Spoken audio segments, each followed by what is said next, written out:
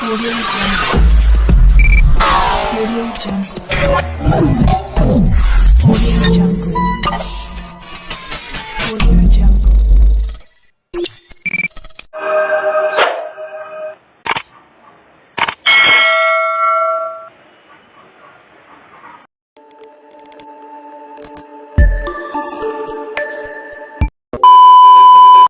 Bismillahirrahmanirrahim. Assalamualaikum warahmatullahi wabarakatuh. Halo semuanya, kembali lagi bersama saya Rudianto. Hari ini saya akan sedikit menjelaskan mengenai akad murabahah pada mata kuliah Akuntansi Syariah dengan dosen pengampu Bapak Wirnaka Putra, SEMSI. Baik, memasuki slide yang pertama itu, kali ini kita akan membahas mengenai yang pertama itu pengertian akad murabahah, yang kedua jenis-jenis akad murabahah, yang ketiga landasan syariah akad murabahah, dan yang keempat itu perlakuan standar akuntansi 102. Untuk pengertian akad murabahah berasal dari kata rob yang berarti perolehan, keuntungan atau tambahan.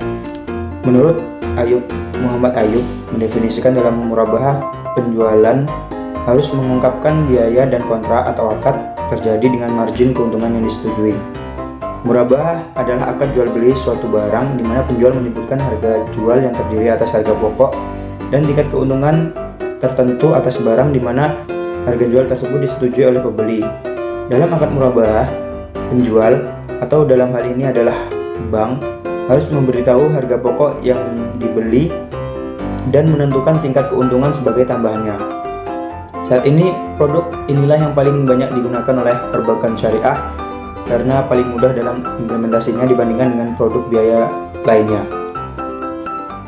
Baik, kemudian kita memasuki jenis-jenis akad murabahah itu ada dua ya. Yang pertama itu murabahah dengan pesanan atau murabahah to the purchase order. Dalam murabahah jenis ini penjual melakukan pembelian barang setelah ada pesanan setelah pembeli. Murabahah dengan pesanan dapat bersifat mengikat pembeli untuk membeli barang yang dipesannya. Kalau bersifat mengikat, berarti pembeli harus membeli barang tersebut yang dipesannya dan tidak dapat membatalkan pesanannya. Jika aset murabahah yang telah dibeli oleh penjual dalam murabahah pesan mengikat mengalami penurunan nilai sebelum diserahkan kepada pembeli, maka penurunan nilai tersebut menjadi beban penjual dan akan mengurangi nilai akad. Kemudian ada lagi yang kedua itu jenisnya murabahah sederhana, di mana murabahah sederhana adalah bentuk akad murabahah ketika penjual memasarkan barangnya kepada pembeli dengan harga yang sesuai dengan perolehan ditambah margin keuntungan yang diinginkannya. Kemudian kita memasuki materi yang ketiga itu mengenai landasan syariah akad murabahah. Landasan yang pertama itu Al-Quran. Al-Quran tidak membuat acuan langsung berkenaan dengan murabahah, walaupun ada beberapa acuan di dalamnya untuk menjual keuntungan, kerugian maupun perdagangan. Demikian juga nampaknya tidak ada juga hadis yang memiliki acuan langsung kepada akad murabahah ini. Meskipun murabahah termasuk dalam akad jual beli dan dalam Al-Quran ada beberapa ayat tentang jual beli, misalnya surat Al-Baqarah ayat 275 yang artinya padahal Allah telah menghalalkan jual beli dan mengharamkan riba. Namun di dalam ayat tersebut itu tidak menjelaskan jual beli yang bagaimana atau murabahah termasuk di dalamnya atau tidak. Jadi belum ada landasan dari Al-Quran yang mendasari secara langsung terhadap akad murabahah ini. Kemudian kita memasuki landasan syariah yang kedua itu al-hadis, di mana dari Su'aib Ar-Rumi radhiyallahu an bahwa Rasulullah SAW bersabda, 3 hal yang di dalamnya terdapat keberkahan: jual beli secara tangguh, mukorobah atau mudarabah, dan mencampur gandum dengan tepung untuk keperluan rumah, bukan untuk dijual. Hadis riwayat Ibnu Majah. Kemudian landasan syariah yang ketiga itu ijma', di mana ulama telah sepakat bahwa jual beli atau murabahah ini diperbolehkan dengan alasan bahwa manusia tidak akan mampu mencukupi kebutuhan dirinya tanpa bantuan orang lain. Namun demikian, bantuan atau barang milik orang lain yang dibutuhkan itu harus diganti dengan barang lainnya yang sesuai. Kita memasuki materi yang keempat mengenai perlakuan standar akuntansi 102.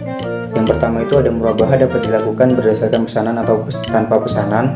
Dalam murabahah berdasarkan pesanan, penjual melakukan pembelian barang setelah menerima pesanan dari pembeli.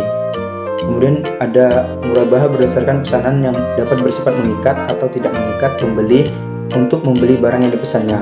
Dalam murabahah pesanan mengikat, pembeli tidak dapat membatalkan pesanannya. Kemudian ada pembayaran murabahah dapat dilakukan secara tunai dan tangguh. Pembayaran tangguh adalah pembayaran yang dilakukan tidak pada saat barang diserahkan kepada pembeli, tetapi pembayaran dilakukan secara angsuran ataupun sekaligus pada waktu tertentu. Kemudian akad murabahah memperkenankan penawaran harga yang berbeda untuk cara pembayaran yang berbeda sebelum akad murabahah dilakukan. Namun jika akad tersebut telah disepakati, maka hanya ada satu harga yang digunakan, yaitu harga dalam akad. Kemudian ada juga harga yang disepakati dalam murabahah itu adalah harga jual, di mana penjual harus memberitahukan biaya perolehan persediaan murabahah kepada pembeli. Biaya perolehan persediaan murabahah ini merupakan jumlah kas neto yang dikeluarkan oleh penjual sampai dengan akad murabahah, termasuk diskon yang diterima oleh penjual dalam bentuk apapun atas pembelian persediaan murabahah sampai dengan terjadinya akad murabahah. Kemudian ada juga diskon atas pembelian barang yang diterima oleh penjual setelah akad murabahah disepakati, diperlakukan sesuai dengan kesepakatan dalam akad tersebut. Jika tidak diatur dalam akad, maka diskon tersebut menjadi hak pembeli. Yang selanjutnya itu penjual dapat meminta pembeli menyediakan agunan atas piutang murabahah, antara lain dalam bentuk barang yang telah dibeli dari penjual ataupun aset lain. Kemudian ada penjual dapat menerima uang muka atau hamis jiddiyah kepada pembeli sebagai bukti komitmen pembelian sebelum akad disepakati. Kemudian ada jika pembeli tidak dapat menyelesaikan piutang murabahah sesuai dengan yang dijanjikannya, maka penjual dapat mengenakan denda kecuali jika dapat dibuktikan bahwa pembeli tidak atau belum mampu melunasi disebabkan oleh force majeure. Denda tersebut didasarkan pada pendekatan ta'zir, yaitu untuk membuat pembeli lebih disiplin terhadap kewajibannya.